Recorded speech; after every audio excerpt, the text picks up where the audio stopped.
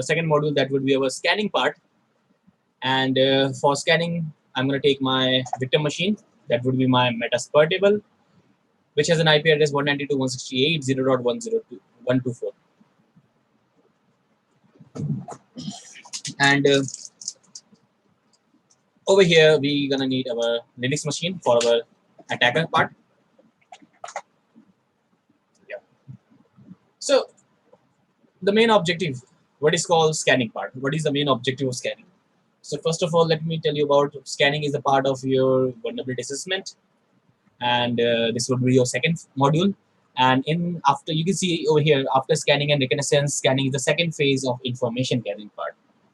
So what is the use of scanning? Through the help of scanning module, we can identify the size of the network. The size of the network means what are the number of hosts are connected on the specific domain of a network. For example, scanning is where they dive deeper into the system to look for valuable data for a specific IP range. So which kind of data we're going to look over here? We're going to look for the live host. We're going to look for the open ports. In open ports, there would be some services, some protocols, and the operating system type, which is your part of your fingerprinting. And through the scanning part, some of the pen testers, they perform network scan and vulnerability scan, the vulnerability assessment. And the scanning part can be done with the help of Tcp protocol. So if I talk about the Tcp protocol, it's your networking part. So over here, the transmission control protocol, which is your TCP, is basically used for making a reliable communication with the client between the two nodes. The two nodes mean the two clients. So it is used for a wide variety of protocols on the internet and contributes towards reliable communication with the help of three-way handshake. So over here, we have an objective. So what is three-way handshake over here? Suppose when we are doing a google.com or any of the things over here, or we are making a connection between any of the programs or any of the applications. For example, if you can see Google over here, it means we are making a proper TCP handshake. But if we are doing some live website like this one, so this thing which is running over here, which works on the UDP protocol, live streaming most of the time. So over here, the major objective of our TCP is to understand how we can make a reliable communication with the two nodes, the two clients. So three-way handshake.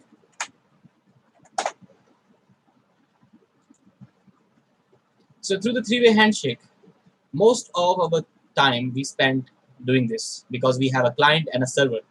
So if a client want to make a direct connection with the target or the server, he have to send a synchronization packet, which is a request from the client side.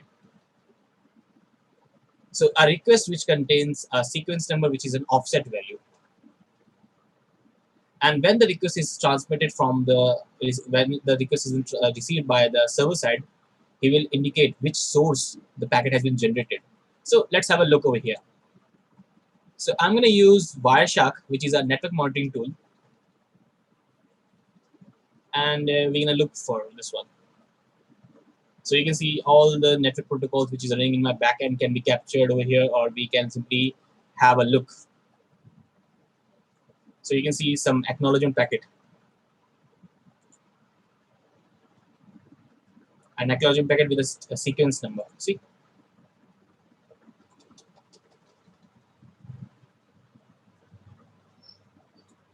See over here, they have a sync plus act. So these are some HTTP headers when we are doing google.com or any of the facebook.com, visiting any websites. For example, through the Wireshark, we can analyze the network packet flow. So recently, whatever the DNS services I visited over here, I can see Google was there. Some Acuinetics websites, some YouTube website you can see. Recently I opened YouTube, so it's gonna monitor my own network, only the specific individual server. So -A, 4As, you can see all the things over here one by one. But our major objective is to understand how the three-way handshake works. See over here, the three-way handshake works with the sync, act, and synac. So let's have a look over here. What sync means? Sync means initiates a connection. It's a request from the client side. ACK means the acknowledgement. The packet was received. RST means reset the connection between the two hosts. When we terminate or we simply refresh the page, it will simply start from the three-way handshake again, from the first stage. Then fin means finish the connection, means terminate the connection between the two hosts. So over here, how the three-way handshake works. See over here, this one. The first host sends a sync packet to the second host. When the second host receives a packet from a random source, it's gonna identify the source IP address. A packet which is over here has an IP address which is a source where it came from. The second host responds with a sync plus ACK packet. The ACK packet indicates that the packet was received, and he's gonna send a request also to the first host. And to make a reliable communication, the first host will make a proper connection to complete a established thing. So the first host complete the connection by sending an acknowledgement packet. Acknowledgement packet means the packet was also received over here. So most of the cases when you're trying to scan the network, the three-way handshake will be there. And through the three-way handshake, most of the hackers, they use these techniques to hide themselves or evade the scanning part. Because each and every flags over there will give you a different output. But our major objective of the scanning part is to identify the live host, the open ports, the services, and the version which is running on the server side. So today we're going to start with the very advanced part, and we're going to packet analyze. We're going to use our Wireshark to understand the packet part. So first thing first. My major objective would be to identify the live host. Let's have a note over here. So module is scanning part. So over here, we're gonna start for TCP. So the TCP, we're gonna start with the three-way handshake. So the major objective, the first thing first, live hosts. So the tools we are gonna use over here is gonna be Netdiscover, and we're gonna use Angry IP Scanner.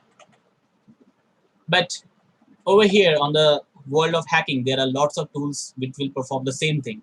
There are many ports, many things available over there. So we're gonna start with the first thing, and we are on the network first of all. So first thing first, check your gateway IP address. Route -n. So why I'm checking my gateway IP address? Because all the network devices are connected over here.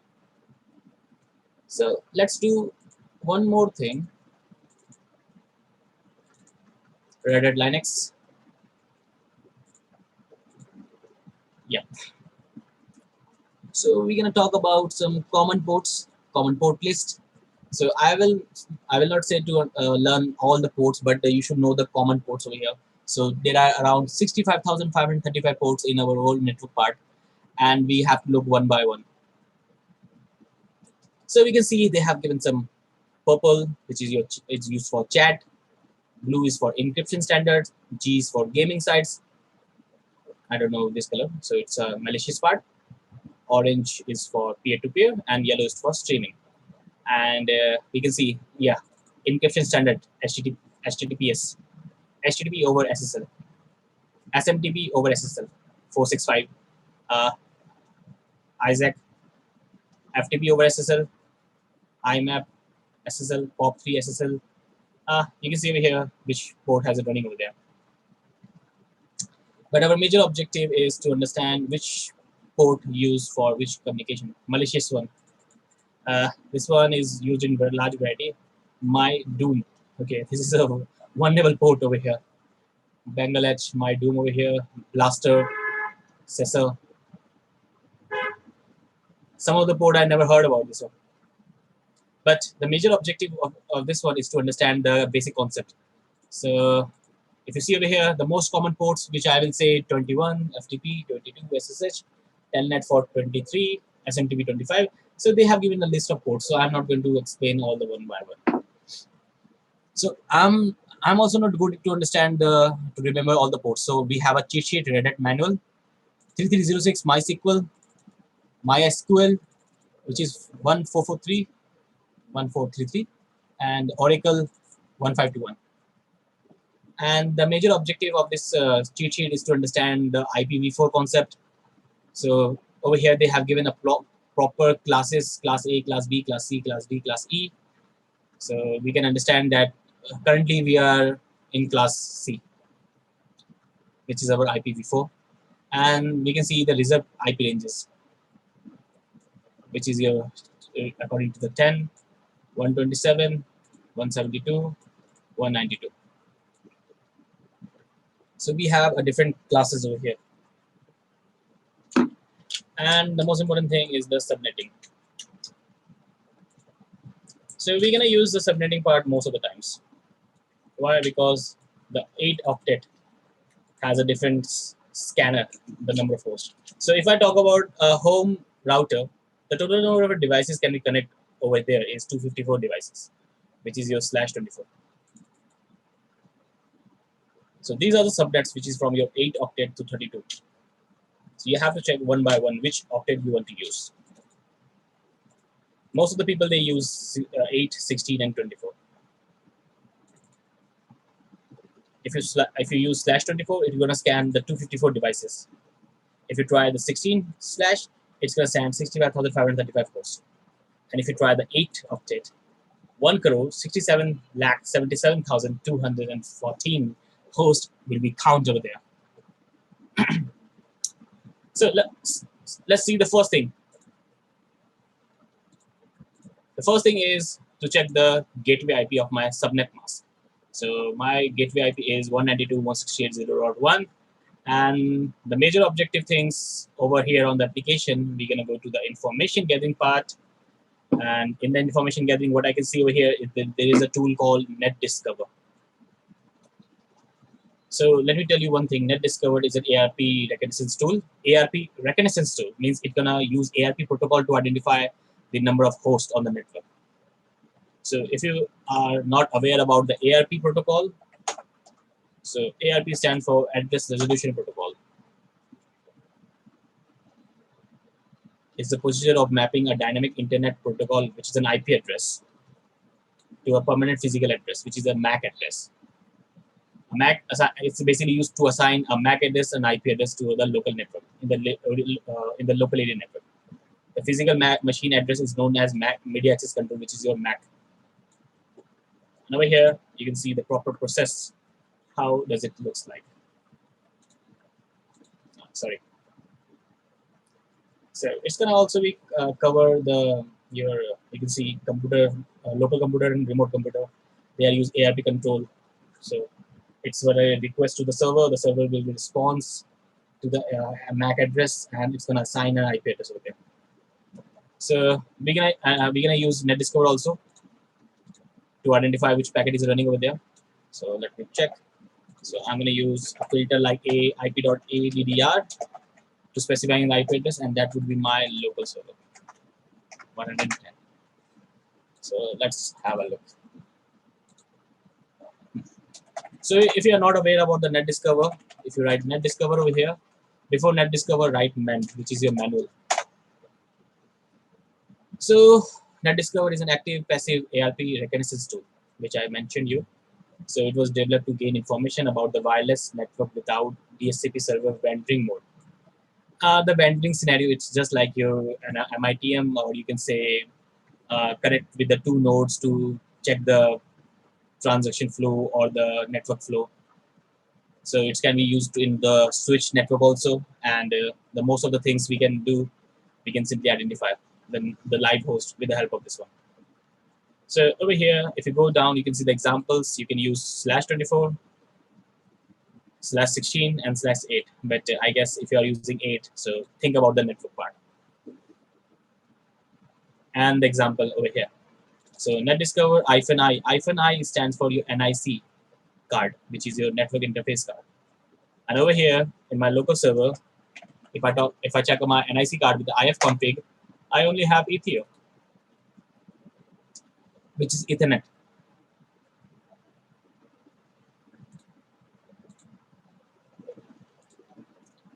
So what we're gonna do, we're gonna try to check one by one all the possibilities. So let's use Netdiscover. So I'm gonna use my vending mode. So I'm gonna use -i, which is my NIC interface. As per the NIC, I'm using Ethio because this is a virtual machine. So I'm gonna place this one Ethernet, a proper NIC card, because the packet will flow through my networking. And I for R. I for R stands for range of the network. So I'm going to specify the range of my router, which is 192.168.0.1 slash 24. So the slash 24 over here, it means the subnet mask. Slash 24, so it's going to send ARP packets only to 54 hosts. Because think about, it's a household, so there will be a router which contains only 254 devices. So let's have a look.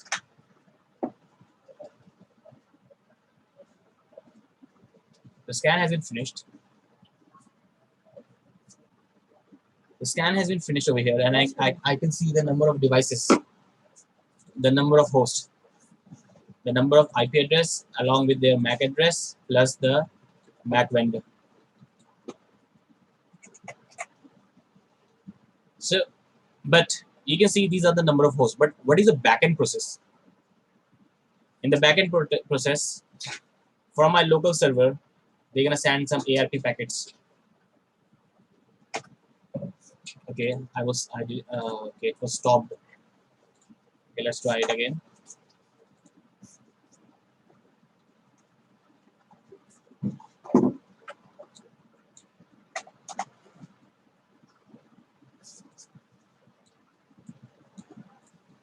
See this one.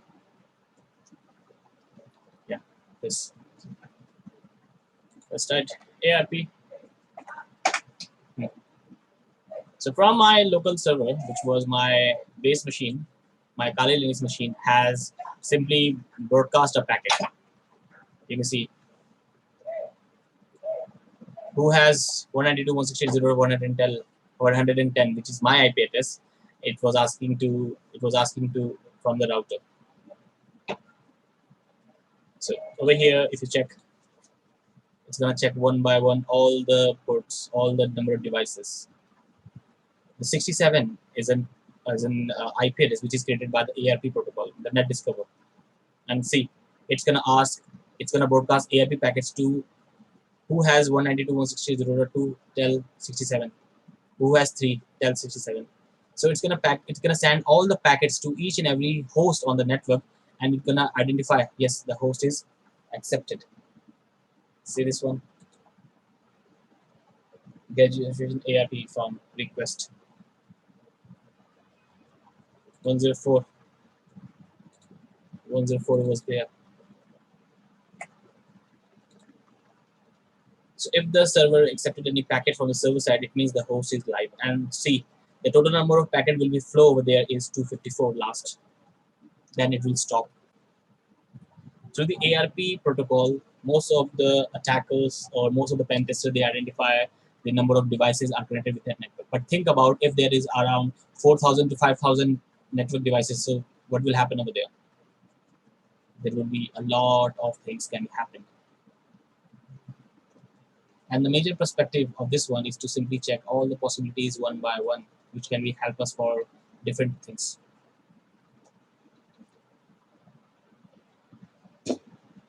So I guess this one is cleared, everyone.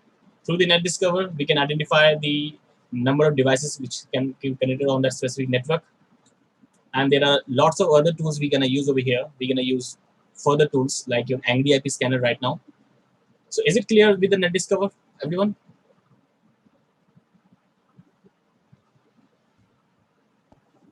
Yes. Yes, Partho. Yes, good. So let's have a look on our open source tool. So I'm going to use a tool called, as I mentioned you, Angry IP Scanner. Angry IP Scanner is also your ARP reconnaissance tool, which is basically used to identify the live host on the network. But it has multiple functions. So over here, we gonna need for Linux machines. So if you go for the Linux, now the most challenging thing, is it a Debian based? Is it an RPM? Is it a Debian package, which is a 32 bits, or is it an executable jar file? So let me tell you one thing. First of all, check your server. Is it a Debian or Ubuntu? Ubuntu and Debian are the same thing. So you can check it with the help of uname -a, the architecture of your Linux machine. Uname-a will let you know about your architecture. So over here, the Kali Linux version is 5.2.0, which is AMD 64. AMD 64 stands for 64 bits of machine. So over here, and this is a Debian-based machine. Debian-based machine.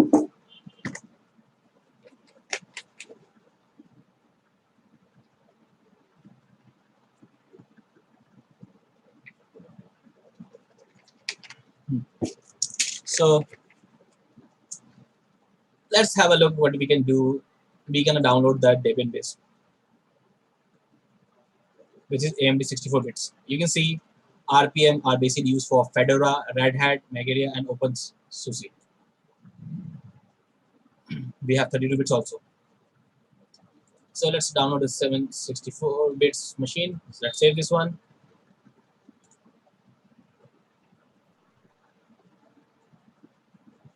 Seriously.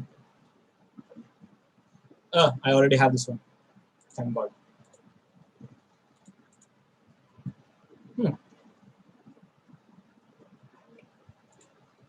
So this one hasn't downloaded. So let's delete this one. So we have IP scanner 3.7.2, which is AMD 64. So let's have a look over here. List, ls means list. And if you do -la, let's do hello. If we want to use ls, so if you don't know why we are using ls command, then use -help to check the control. So -a stands for all. Do not ignore entries starting with dot. The dot over here, it's been hidden. So you can use capital L also. And over here, I was using L. Use a long listing format. So that's why I was using list commands, all functions, and in a proper list. So through that one, I can identify which is a directory, which is a folder, which is a directory, which is a file, and which has a permission. So you can see over here, the blue ones are the directory, and you can see over here, there is a D. D means directory. Over here, this is white because it's a file over here, and that has only read permission. And the red ones have no execution permissions, which is your X, small x. So over here, our main objective was the Debian file. So this is the file which has an execution permission, or the root permission by the user root. So if you doesn't know which file is it, you can write the file utility and the file name. So through the file utility, you can identify which file is it. It's a Debian library package. So to extract the Debian packet, first of all, you have to write dpkg-i. And remember one thing, all the permissions in the Linux architecture, all the permissions are based on your read, write, and execute. Read, write, and execute. Read, write, and execute. The first one is for user root. Second is for the groups. And the last, which is for your sticky keys for local user.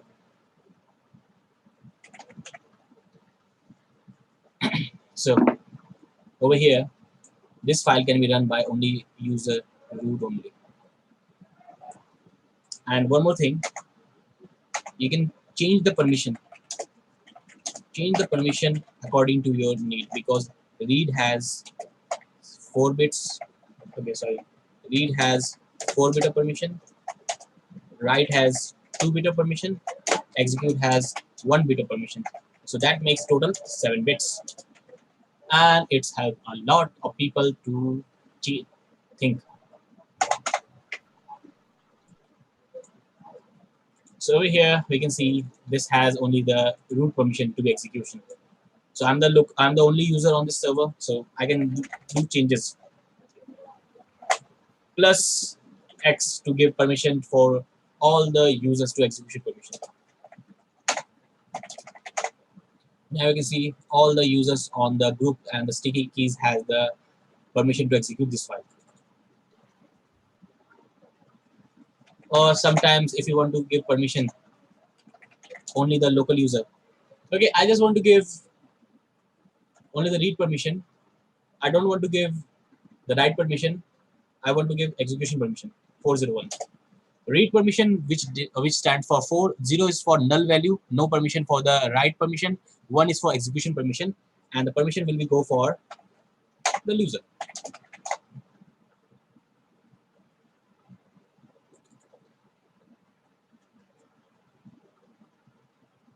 Only the read permission, and the execution permission is given to this. So think about when you're giving a permission that could be cause you a major impact. So let's leave this one. So this is a Debian packet. So what are we gonna do? We're gonna do dpkg-i. dpkg stands for dispatch package, -i for the packet, the interactive, and the package name. So the packet has been installed properly over here, and the packet is over here.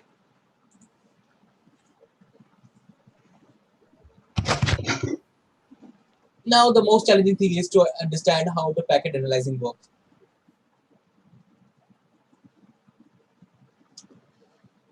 So we have some scan, some load results, some go to the next live host, commands, show details. We don't have details right now.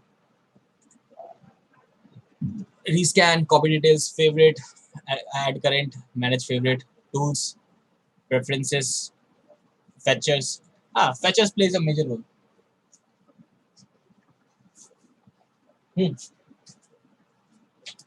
So, yeah, sorry, yeah. So the most important thing over here, we can see the fetchers are basically used to fetch the files from the server side or the network. So we can see in the fetcher, we can do ping command, we can do host name, we can scan for ports, we can scan for TTLs, we can scan for net BIOS information also. And available fetchers means to scan for filtered ports, detect web applications, send some HTTP requests, comments, packet loss.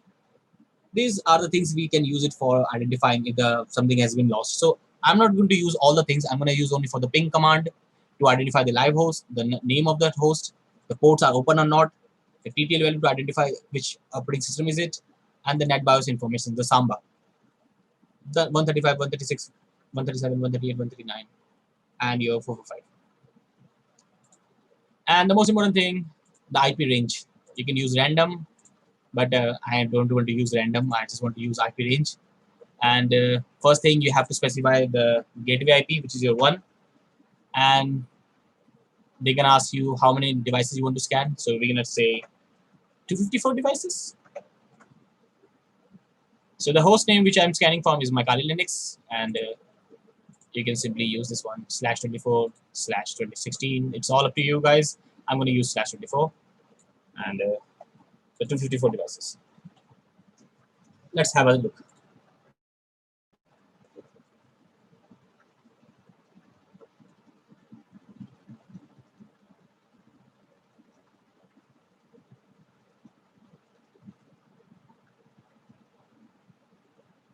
So the scan has almost done, and we will have a pop-up in a few minutes. So over here, you can see the scan has been done in 19 seconds, average time per host, the IP range that we have specified, and the number of devices. 4 hosts are live on my network.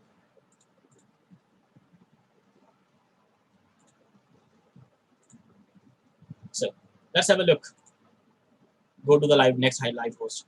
So we have our first live host, that is our 103. And the TTL value is 64. It's a Linux machine. 1010, which is also Linux. That's me, obviously. And we have 124, which is our Metasploitable, and that is also Linux machine. And we can see the port number was open, 80 was open there, and the NetBIOS information, which is name server, we have Metasploitable. So the major objective of this angry hyper is to identify the live host on the network, because the first step is to check the number of clients. But remember, if you think like a hacker, you will creating a lots of log on the back end. If you are using if you are using Netdiscover, it's going to make also a lot of packet. If you are using angry IP scanner, it's going to use ping command. Through the angry IP scanner, you can use it for different things.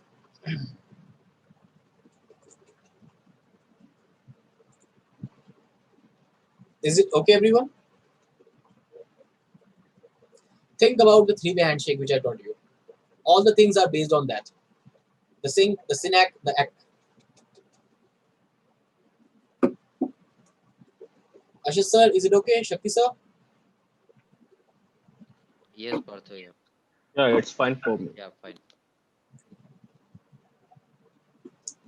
So now we have the number of devices on my network. So we're gonna take this target as per our scanning part, because this is the only vulnerable machine which I have over here and which has an IP address 124.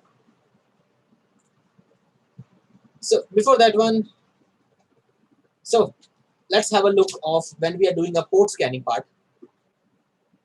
So this was working with a three-way handshake over here.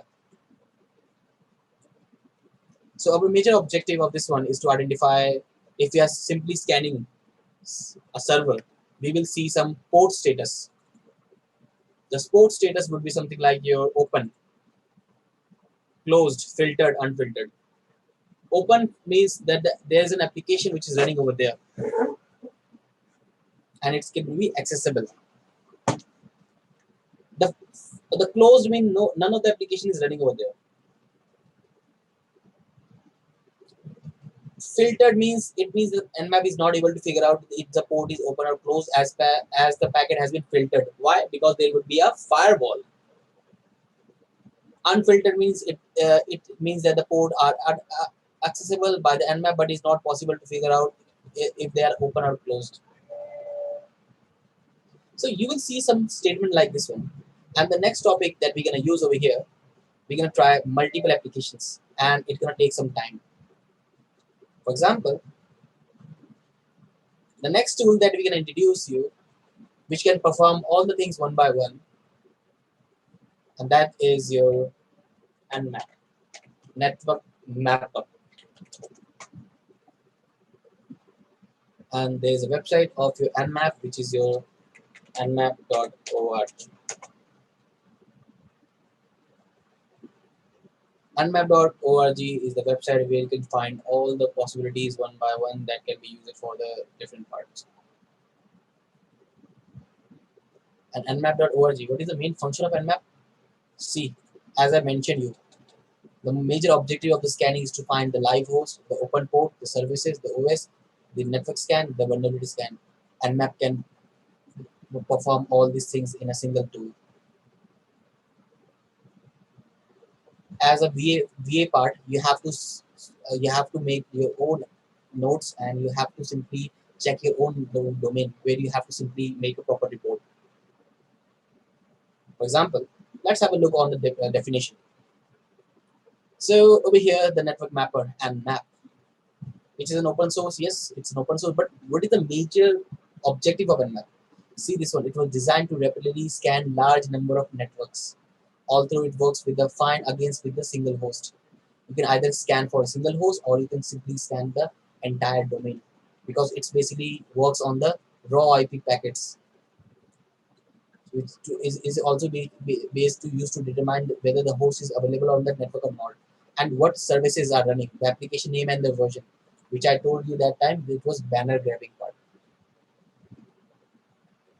Those hosts are offering what operating system, their security audits Many systems or network administrators find it useful for routine tasks such as network inventory, managing services, upgrade schedules, and monitoring hosts and services in time. See, and the most important thing, when you perform a Nmap scan, you will see something output like this. A typical Nmap scan is shown in the example. You will see over here. And they are using an example of capital A. Capital A is a function which is an Nmap, and that is basically used to enable OS detection, the version detection, script scanning, and trace route. And they are using -T4 is for faster execution. Faster execution means faster process. So as I was saying, the banner grabbing and the fingerprinting part will be shown over here. See, the port is open. The statement which I mentioned here, open means the application is running over there. The services, which is your SSH, and the version is this. So this is known as your banner grabbing part. Banner grabbing is a process where we need to identify the services plus their version, which is running in an individual server or the web server. The port 80 over here, which is given, is HTTP, and this is its version. See, 646 is filtered. It means this port is beyond a firewall. That the packet was filtered. And the Linux machine is showing Linux 2.6.39, which is called your fingerprinting, identifying the OS type. So these two things should be remembered in your mind, that banner grabbing and fingerprinting are the two things always there. But our major objective is to check the application one by one. So we're going to try all the applications, all the operators in a single time. So let me show you how an Nmap scan works. So when you simply scanning a server, you will see output like this one, a proper output. But you have to specify which operation you have to do. Do you want to scan the services? Do you want to find the loopholes, or you want to look for the services and their vulnerabilities on the server side? So let's have a look over here. Yes, the uses. The uses of Nmap, which stands for your scanning types, the options available, and the target specification. So it would be look like this one. Uh, it would be like Nmap and the IP address. So by default, if you are scanning Nmap a specific IP address, it's going to scan the open ports. Why? Because over here I didn't mention any operations. It's going to scan the open ports and it will show you what are the ports are open. 22 is open over there. 53, which is your DNS, is open. 80 is open over there. 19 is open over there. So we can see one by one all the ports are running in the server side, which can be lead us for information gathering.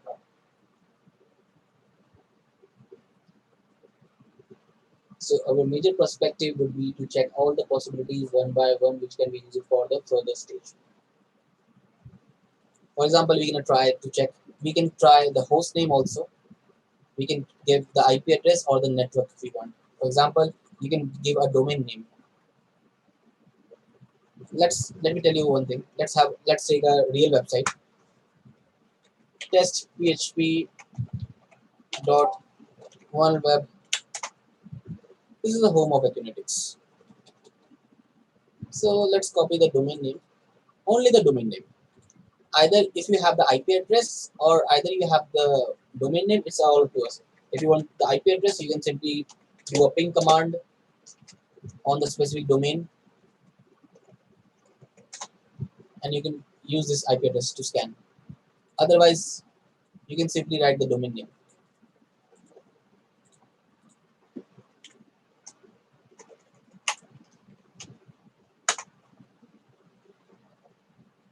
It's going to scan the entire server IP address. See, 21 port number is open, 22, 25, 53, 80. See, these are the port number which is open on the server side, which is a real website.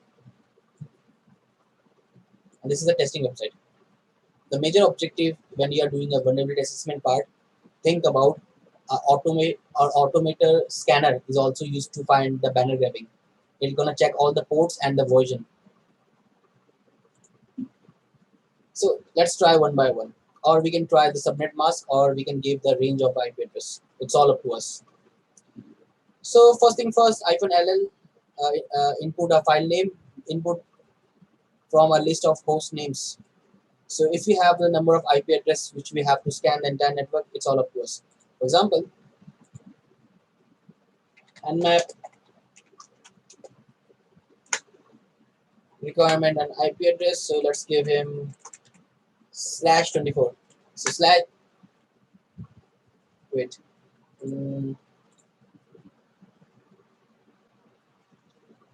Okay, input a file from the list of the network host.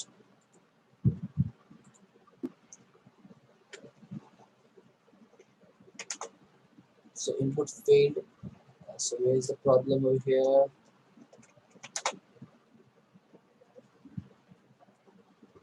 -il, it requires an output. So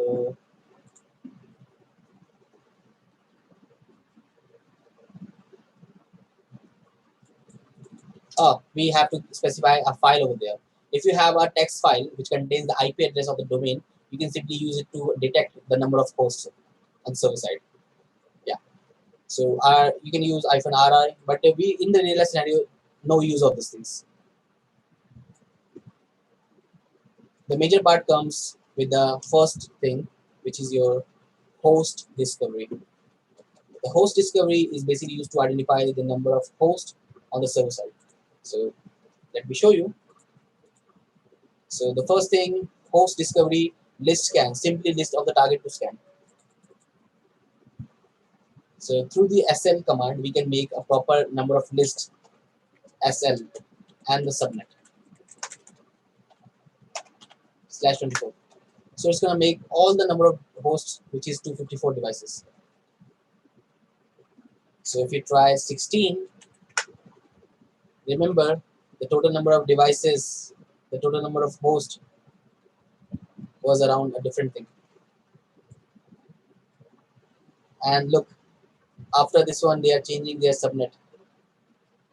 They changed their subnet.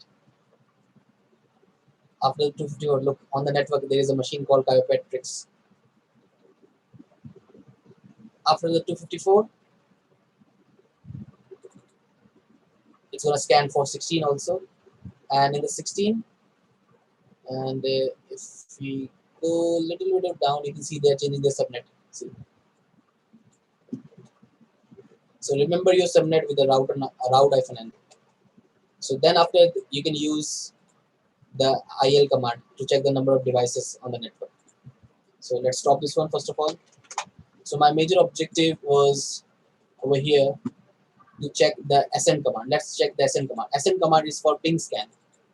The ping scan where we need to identify the host is live or not, but through the ping scan over here, we're going to identify the number of devices. So I'm going to use my Wireshark over here, and I'm going to use ip.addr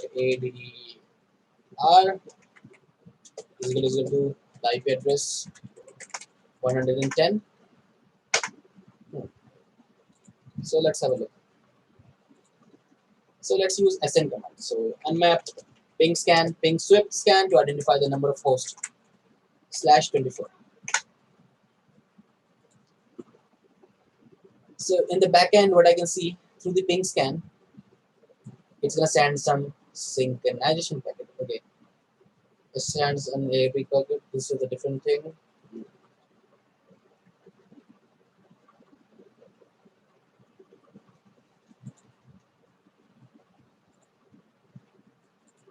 Okay, the ping scan works on your ICMP protocol. So if you want to check this protocol, so you can write as hanged or what.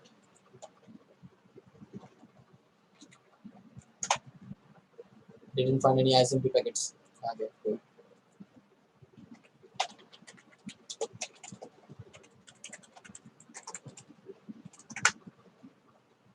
All I can see, there are some other packets on the server side. Okay, it didn't detect any of the ping requests. Live. Okay, no issue. So over here you can see through the sn command, the ping swift command, we can identify the number of hosts over there, which is 192.168.0.1, which is my unknown, which is my router first of all. The 104, which is my Ashutech.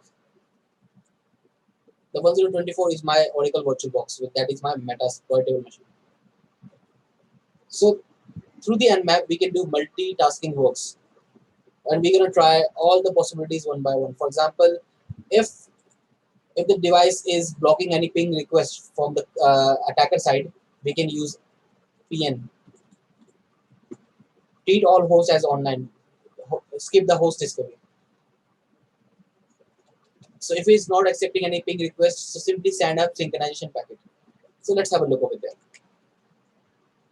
So if you're using PN, it's going to perform one more thing. It's going to check for all the open ports on the server. The ports which are running the services. See this one.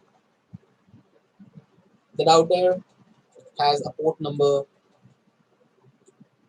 The 104, which is my base machine IP address, which is 443 is open. 902 is open. 112 and some other applications also open there.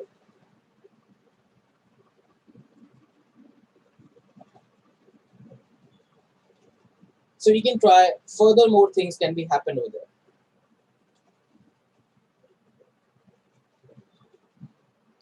So our major objective of this one is to check all the possibilities that can be help us for leading information gathering part.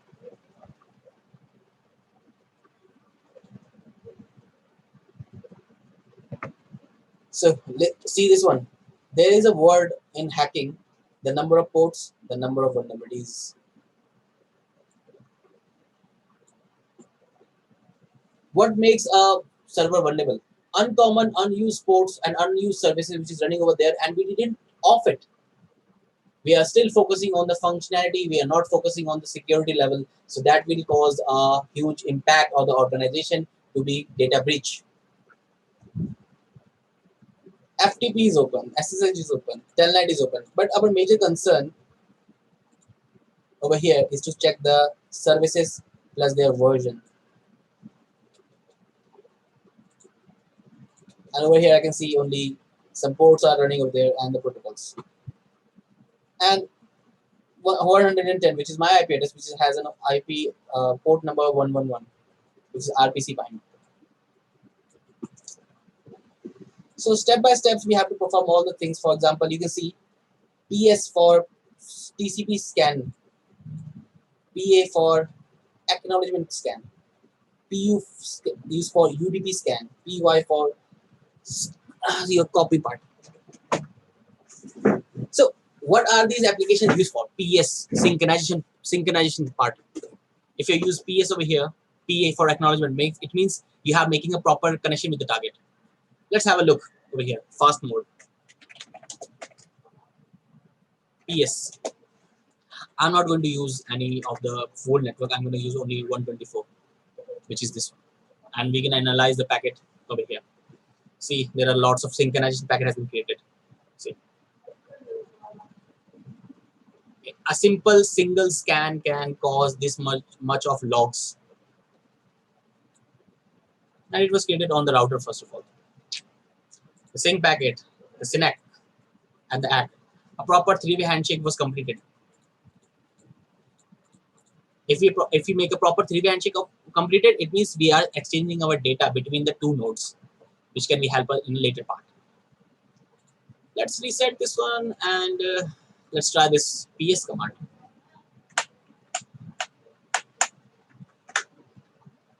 Yeah, so the PS command has been started and we can see the number of ports. But in the back end, I can see some packet has been gone. So 110, let's see, yeah, packet started from here. 110, which was my IP address, and 124, which was my victim IP address. Over here, we are sending some synchronization packet. Synchronization packet on the server side. You can see over here, the sync packets. The sequence number is 0.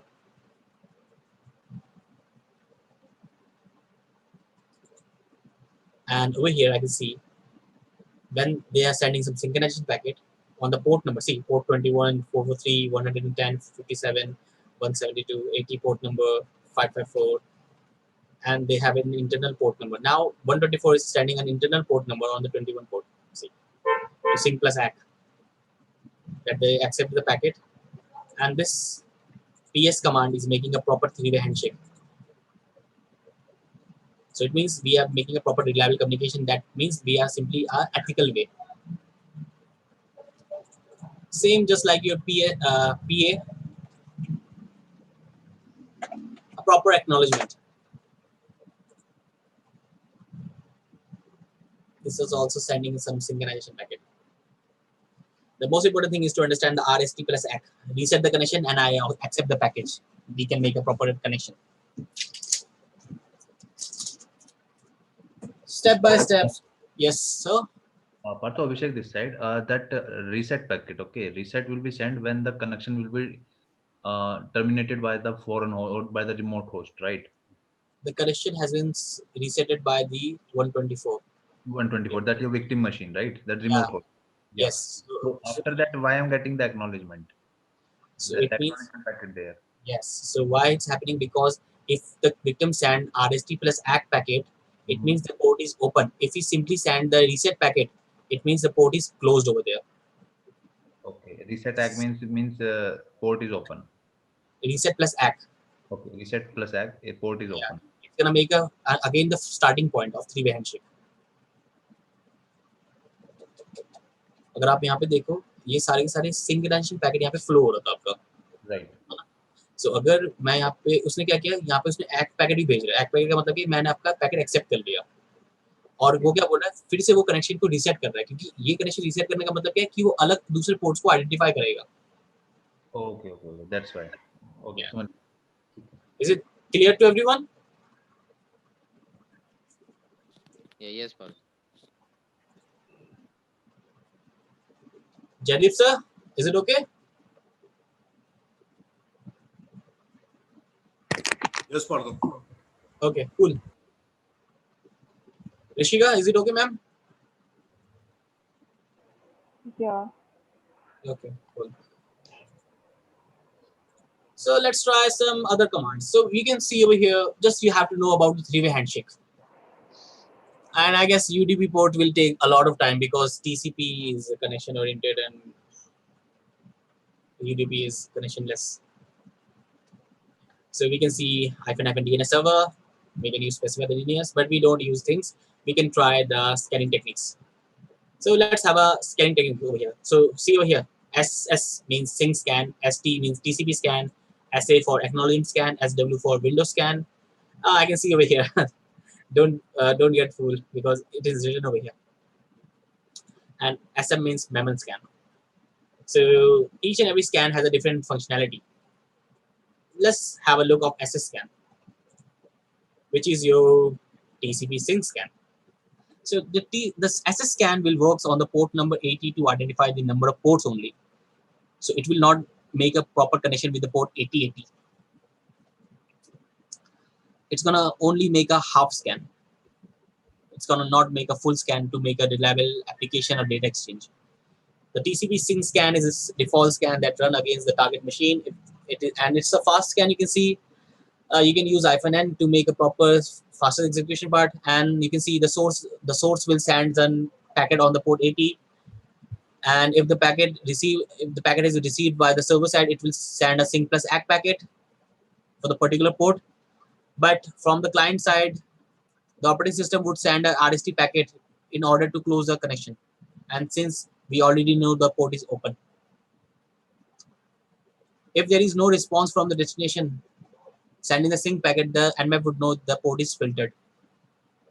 If you send a sync packet and the target machine sends a reset packet, see this one, a reset packet only, the Nmap would know that the port is closed.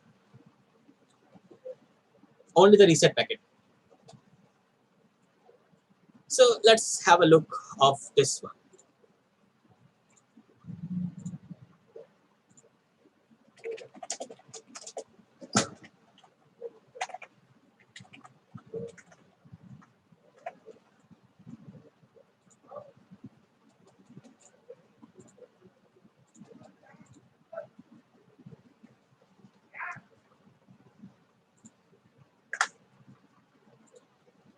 See, it's gonna send only RS a sync packet. It's not gonna accept any sync plus ACK packet. Only the synchronization packet will be sent over there, and the server will respond with the RST plus ACK packet. See, this part of scan is also used for making undetectable scan. So this SS scan, none of the logs will be created because we are not accepting any sync plus ACK packet from the server side. And over here we can see. But if we are using ST, S with a capital T, which is a TCP scan, that time it's going to make a proper reliable of three-way handshake. See,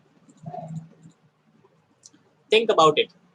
You can simply do one thing. You can size up your own packet. You can modify your packet data length of the packet according to your own need, and you can use it for filtering or bypassing or testing the firewall also. And that could be used in various techniques.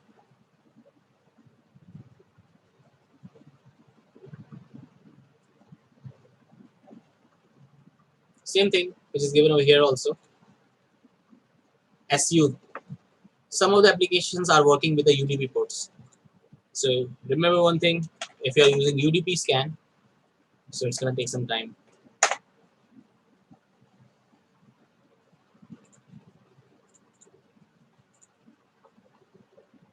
Because it's going to send some ICMP packets.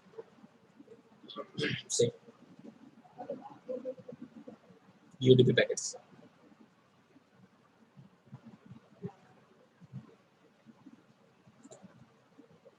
The station port is unreachable.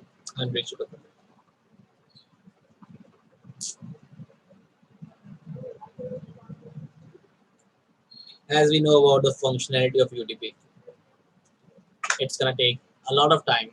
Only the 10% has been done till now. 5 minutes has been left. 6 minutes has been left. It's going to increase the time of according to the scan time, and it's going to take a lot of time. Some of the applications is work over there on the UDP port, but you have to specify the port number.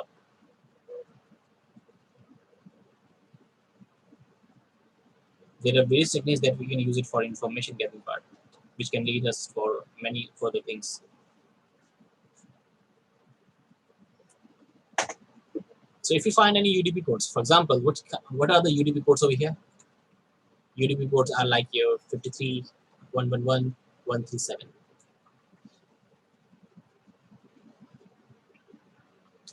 Capital U stand for UDP ports. SA, acknowledging packet. This is one of the best thing that you can use. Through the SA command, you can identify if there is any firewall active on the server or not. See, all the 1,000 scan ports on the 192.168.104 are unfiltered, means there is no firewall. And there is one more thing, it's not identifying if there is a firewall or not, if the port is open or not, because in the back end he is sending some acknowledgement packet, only the acknowledgement packet. See, making a direct connection with the target. So if we are sending some acknowledgement packet, so it means we are making a proper connection. We are simply sending some source data information, which can lead us to information getting from.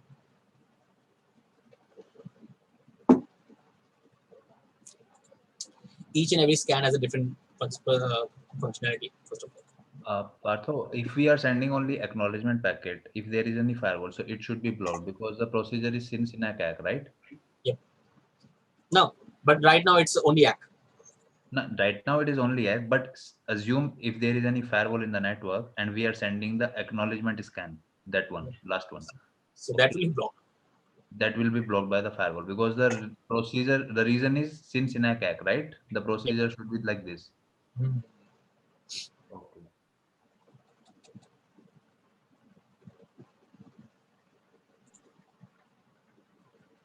Any questions, everyone? because we have a long way to go. And Same. yeah, Yes. yeah. So you told us that if we are using only that SYN scan, तो वहाँ पे logs नहीं बनेंगे target Yes. पे. It will. It will. Wait.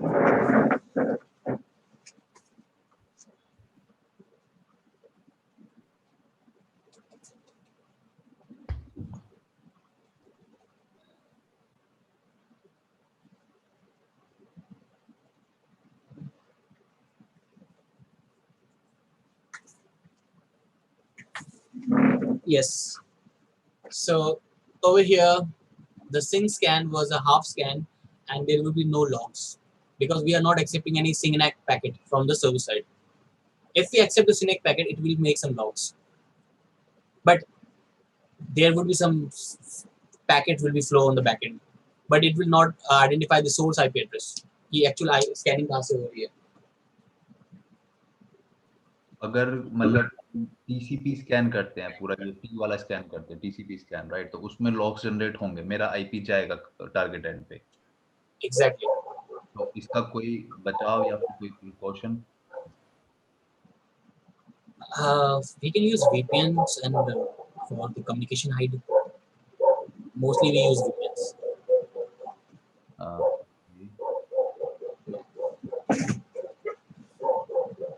but VPN is reliable in that case.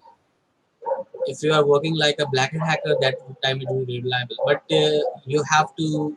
There are many ways that you can use a VPN. It's all about the. There is a loop over there. In a VPN, add a new VPN. In a VPN, then add a new VPN. Collection of 6 VPNs in a part, and each and every VPN has a different functionality to hide or recall the IP address. Okay अगर हम टोर browser use करके काम करते हैं मतलब मैं टोर browser से मतलब जो हम करते हैं स्कैन वगैरह कुछ भी जो आपने एंग्री आईपी स्कैन वगैरह बताया था कोई टूल वगैरह नॉट एनमैप उस केस में भी फिर वो आइडेंटिफाइबल होगा. So remember one thing: when you're using the Tor browser, first thing, your dark web IP address will be revealed, Okay. and it will be easily get caught. Easily get caught. Okay. As we know about the feature of network, we only are using 1% of the internet, but there are 99% left. We are not disclose those things. Correct. Dark web. So shall we move on? Yeah. The next thing we have. Also, Yep. like you said that the UDP process is a slow one. So this is because of the reason because it is a connectionless protocol. Yeah, exactly. Okay. Because I'm sending the packet on the server side now, and it was showing us unreachable. But if there will be a chances, and there is a chance. There are lots of techniques that we can use to identify the UDP ports if there is a port open. See, 124, which we were doing right now. Mm-hmm. 124 has a port number 53 was open over there, and 11 also. So until it reach to that port number, it's gonna start from port number 1. So if you want to scan, TCP में मतलब वो ये है कि अगर हम acknowledgement मतलब अगर हम सिंक करें तो एक्नॉलेजमेंट चाहिए इसलिए वो एक गिवन टाइम फ्रेम में आता है बट इन यूडीपी यूडीपी में तो थोड़ा सा टाइम लगता है क्योंकि वो हर एक पैकेट को भेजता रहेगा. अगर वो एक्सेप्ट नहीं हो रहा तो वो उसी पैकेट ड्रॉप हो सकता है. We are not sure about the packet flowing part कि वो डेस्टिनेशन पहुंचा है कि नहीं पहुंचा. If you want to specify the UDP port, for example, you can where is it? If you want to scan the UDP port, you have to specify with the capital P and the port number and the IP address. Yeah, and also there's something like related to the firewall. Which one? The UDP one. The firewall thing is a different thing. That will comes in your later part. And Okay. We're gonna try this one. See, I'm not going to cover this one today because this will comes in your firewall pen testing.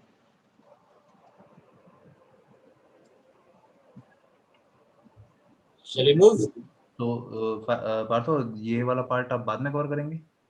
ये वाला part आपका जब firewall पढ़ेंगे ना okay और तब ये cover होगा और मेरी वीडियोस आपके पास पहले से ही है जिसमें मैंने एक फायरवॉल को इम्प्लीमेंट कर रखा है वहाँ पे। अगर आपको वो देखना है तो आप देख सकते हैं, आपके पास तो वीडियोस होंगी मेरी जी। और एक ऊपर आपने स्कैन बताया था, वो शायद उसका एक बार थोड़ा बताएंगे आप एक बार? कौन सा वाला बताइए?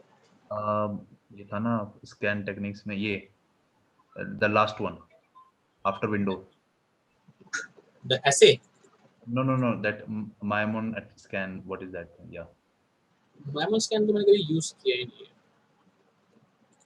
एक बार देखते हैं इसके बारे में क्योंकि जो रियल लाइफ में यूज होता है मैं वही ज्यादा यूज करता हूँ। What is a Maimon scan? A Maimon scan is a name after the discoverer of URL Maimon. And what is that? According to RFC, TCP, RST packet should be generated in response to such as a probe that the port is open or closed. However, the URL notice that the BSD delivery system simply drop the packet if the port is open. Okay, this is a different thing.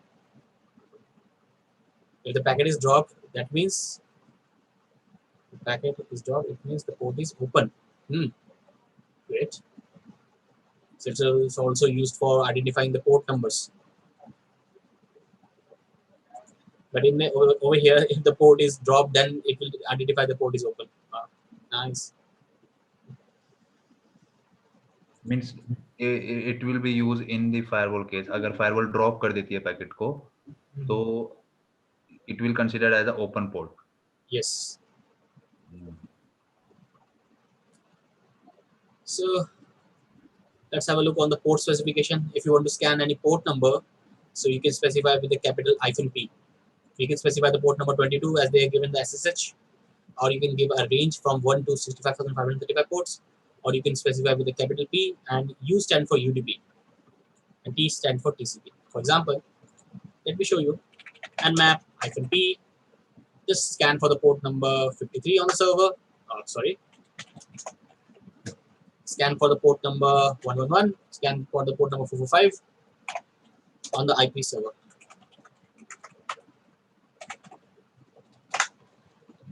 And we can see it's going to scan only the specific port number, which is 53 was open, 111 was open, 445 was open. Let's increase the port number. 135, 137, 138, 139. Now I can see one thing, that 135 was closed, 137 was closed, 138 was closed. And I mentioned all the UDP ports over here. Yes, we can scan the UDP ports, but you have to specify that -P for the UDP port scanning. And see, we have one thing on 138 open filtered. He's not aware that the port is open or not. So if you are using the SU command, remember one thing, you have to specify the port number. If you're not specifying the port number, it's going to take a lot of time. It's going to take half an hour also. It's going to scan all the 65,535 ports. Let me show you one thing. This time I'm not going to specify any port number. This time I'm going to use P-P. P-P means scan the entire port number on the server side.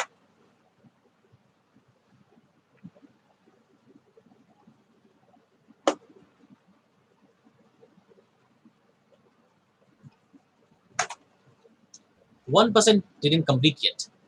Why? Because it's going to scan 1 to 65,535. And this is going to take a lot of time.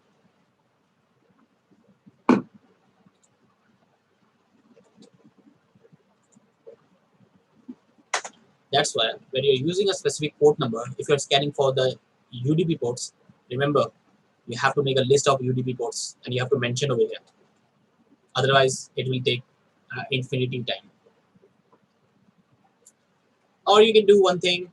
If you're using -P, you can use scan for -top ports, which is 20 top ports. It will scan the entire 20 top ports on the server side, which can be revealed information. See this one, port scanning, -F top 20 ports. You can use -F also for fewer ports, which is undetectable ports. So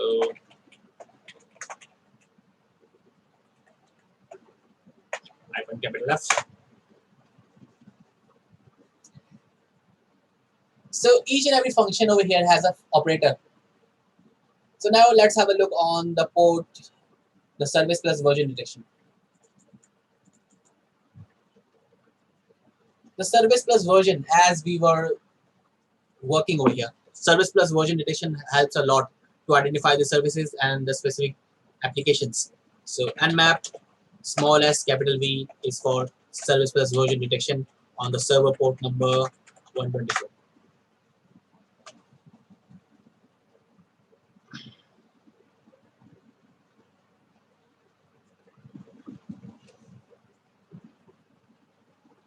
See, the most important thing when we are using an automation tool like Nessus, Nexpose, or Equinetics, they basically focus on the service plus version. As I mentioned it yesterday also, banner grabbing part. You have to check for the version, you have to check for the services and the specific version. Is there any public exploit available or not? Let's go to the exploit DB.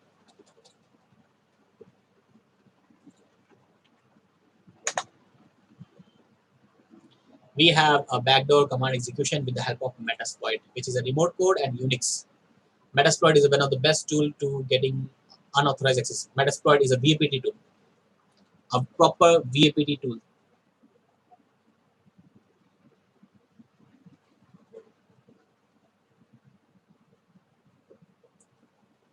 So the most important thing over here is to leverage or simply get to the server part. And this would be our Metasploit payload, which is written in Ruby. In our upcoming session, we're going to learn about Metasploit over here also. You can see Metasploit, which is over here. And as a security analyst, yes, this is a Metasploit framework. And we're going to cover in our upcoming sessions, the next Saturday, Sunday.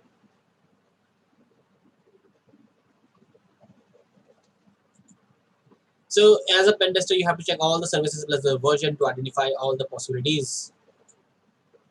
Telnet, SMTP.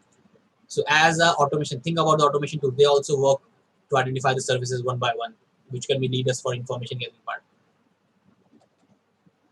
This is a proper way. The most important thing is to check the service plus version. And if we look for the OS detection is for fingerprinting part. The script scans are the most advanced scan in the Nmap, which is your NSE, network search engines. And this script scan give you an output, more advanced output. So I'm going to use a new tab because this has been full.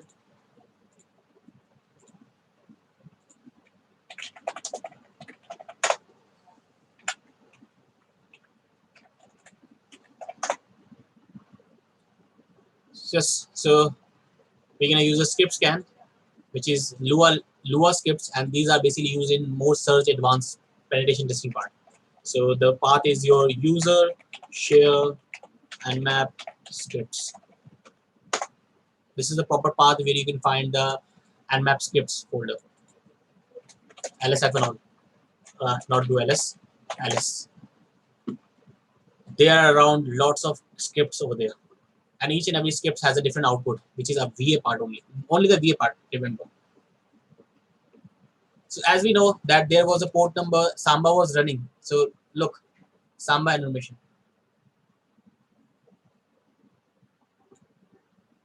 Let's try if we can extract the username or the shares. Let's check this one. SMB enum animation, Samba animation part. As Nmap scripts are basically used to identify the loopholes, which is your VA part, vulnerability assessment. Cat, open the file. This is on the Lua language, and I'm not good in programming, first of all. And over here you can see how to use this one, the uses, which works on the port number 445. And the most important thing is to read the description. Attempt to enumerate the usernames of the remote Windows system with as much as information as possible through the two different techniques, both over MSRPC, which used for the port 445 and 139. So Samba server is basically used to share communicating with the client server. So each and every Lua scripts over here gives a different output. Brute force on MySQL server, brute force on MySQL database, dump the database hashes, telnet enumeration, FTP enumeration. You will see only the enumeration words, and the most important thing, the SMB vulnerability. MS 17010, which is your Akka eternal blue vulnerability. So in our upcoming sessions, we're gonna use this and NSC scripts a lot of time. And if you search for NSC scripts in the Google, Nmap NSE,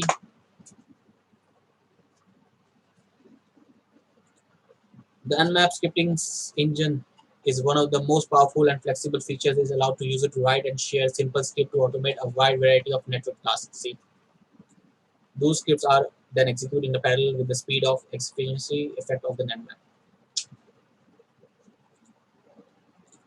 So let's have a look. 192.168.1024. I was basically using if we can find any usernames on the server. No, I was not able to use this one. Each and every scripts over here will show you a different output.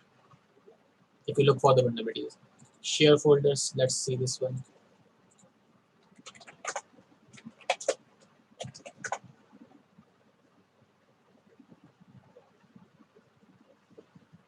Get the share folders on the server side.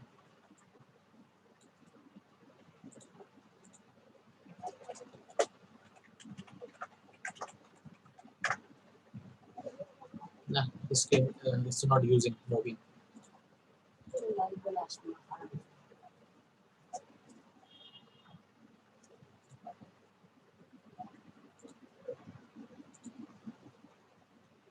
So for OS detection, we use capital O over here, Nmap -O and IP address.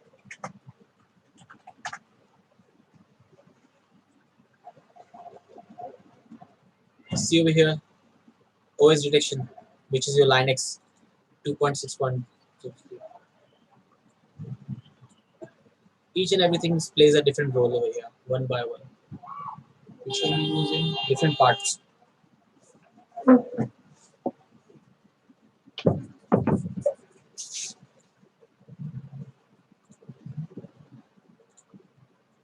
Same, just your time and performance, which plays a major role. Time and performance are basically used to faster execution. See this one.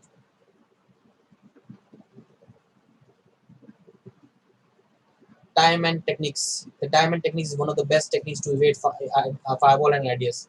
The idea behind this technique is to send the packet gradually so that it cannot be ended by being detected by the firewalls.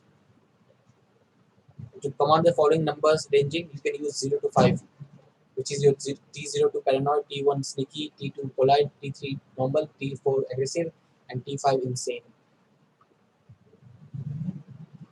And each and every techniques has a different time. Okay, how much time a packet should be sent over there, so it could not be detectable. So let me show you one thing. If I'm using Nmap -T2, which is your polite, let's open the Wireshark, hit enter. So it's gonna send the packet in a normal way, a normal sequence. See, the most important thing is the timestamp.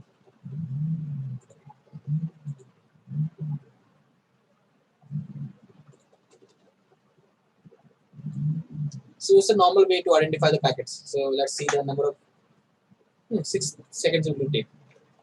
So let's use T1. Let's have a look of this speed.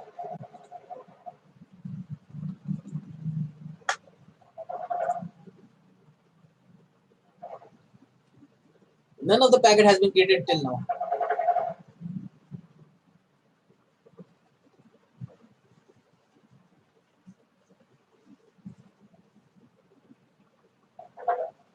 One packet has been created to DNS. This is my router. And T1 is the one of the slowest process. It's gonna send one packet, and how many times time it take? See, there's a huge difference of timestamp. And this technique is basically used to check the firewall testing, because there will be a time limit of sending each and every packet between a gap.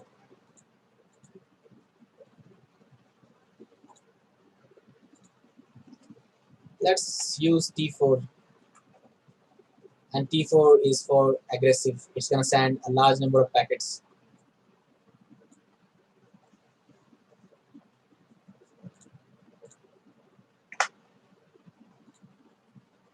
See this one.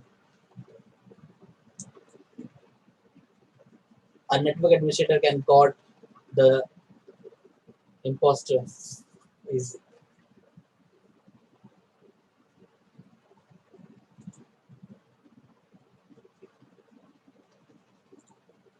So time and techniques are basically used to send your packet in a proper gradually time, which can be lead us to a different thing. There are various methods that we can use it over here. So let's finish it out. Uh, the last thing we have to save the output. If you have scanning someone's server, so you have to save your output. So you can use ON, which is your normal output to save, OX for XML format, and OS for script kiddies, and OG for grepl file. Or you can use capital ON to check the files on the server side. And we're gonna use -v for verbose. If we find something, it will show on the display part. So let's use Nmap, small v, on, small o, capital N. We're gonna save this file on the root directory. That was your desktop, and I'm gonna name this one test, and the IP address.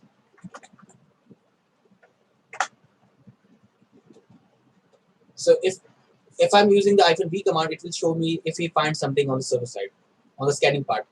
Or we can see the scan has been done normally, and the file has been saved over here. A proper folder which has a text file. See, a proper text file is over there, so we can use it for the different part. Now the most challenging thing, the miscellaneous commands. If you don't want to use -ss, capital S, capital T, capital T4, small s, capital V, you can use -a. Why? -a is all the function. It will use it for OS detection, version detection, script scanning, and trace route. All the function in a simple way. Capital A. See this one. Nmap, -a, and the IP address. And I'm going to use -t4 also because it's going to take a lot of time.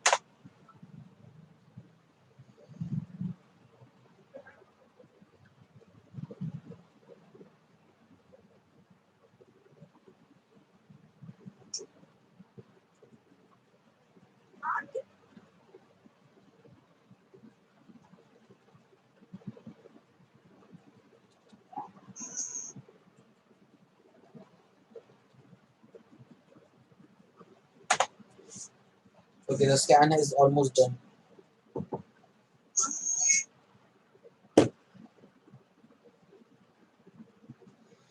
The -a command will give you the more advanced output.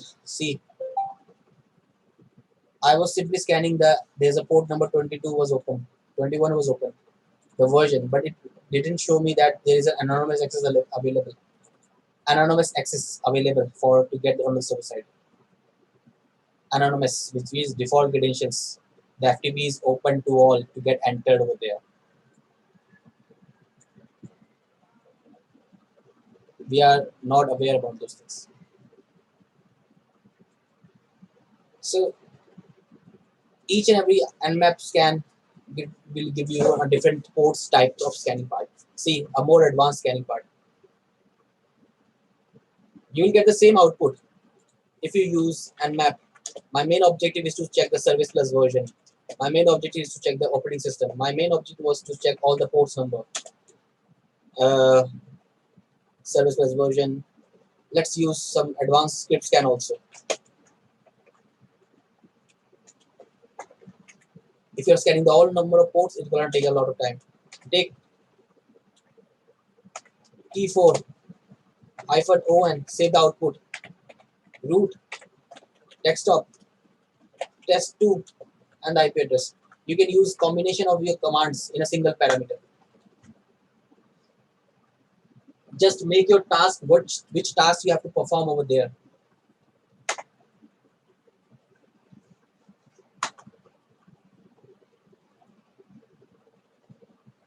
See, 40 seconds has been done, 9 seconds, 40% has been done, 9 seconds are left.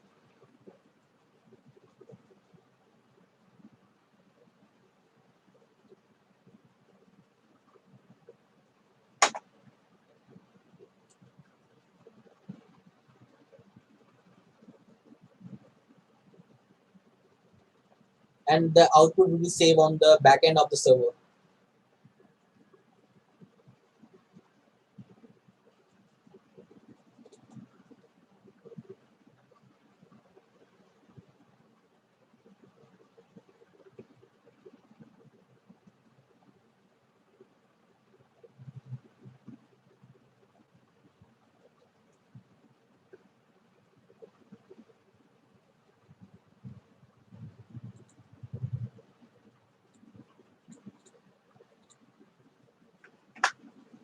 Same your Nmap, which is a CLI version. There is a Zenmap also, which is your GUI.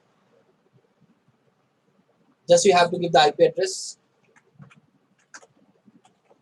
Zenmap is a GUI version of your Nmap. You can have to give the IP address and you have to select the profile you want to scan. Intent scan, you can see they are using -T4, -A, -B, which I think is an advanced scan. UDP scan, you can see the content will change. Intense Nets TCP scan, see, scan the entire port number. There's nothing much difference over here. Quick scan, -T4 and F5, fever scan. The regular scan, simply a normal part.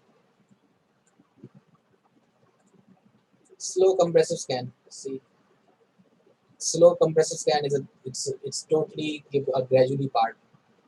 SSSU, T4, -A, -B, PE, ICMP packet, PP, PS80 port 443, see, PU port, UDP port. They have given all the things. And it will show you a graphical presentation. There's nothing much.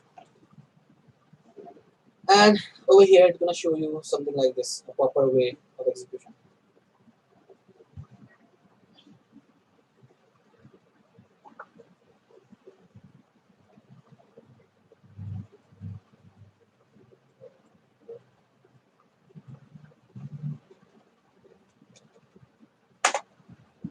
See, 99% has been done. Till it's going to take some time because the more operators you use, it's going to check all the posts.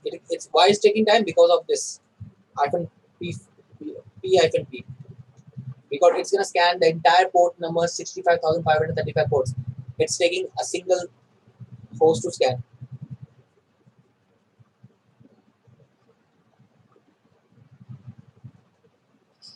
So our major objective entire scanning part is to simply check all the possibilities one by one, and it will show you, a Zenmap will show you the same output, but it will show you in graphical mode. See, this one is done. Same thing, just like your capital A. But in the real life scenario, we don't use capital A because it will create a lot of logs on the server. and it will sometimes crash the server also. So remember to use this one. So all the things are based on your TCP three-way handshake and your UDP ports and nothing else. And it will show you only the interface of this machine. Nothing much. See, it's gonna scan. It's gonna scanning the server. It's gonna look for all the possibilities one by one. Scanning 23 services because 23 ports has been found.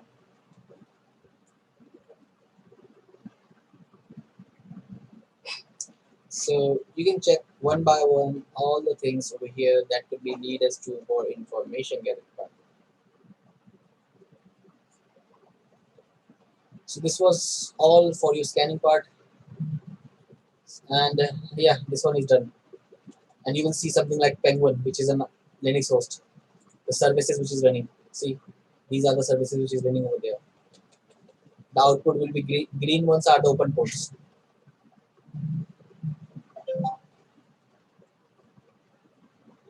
The number of ports over there, the services they are using, and the version.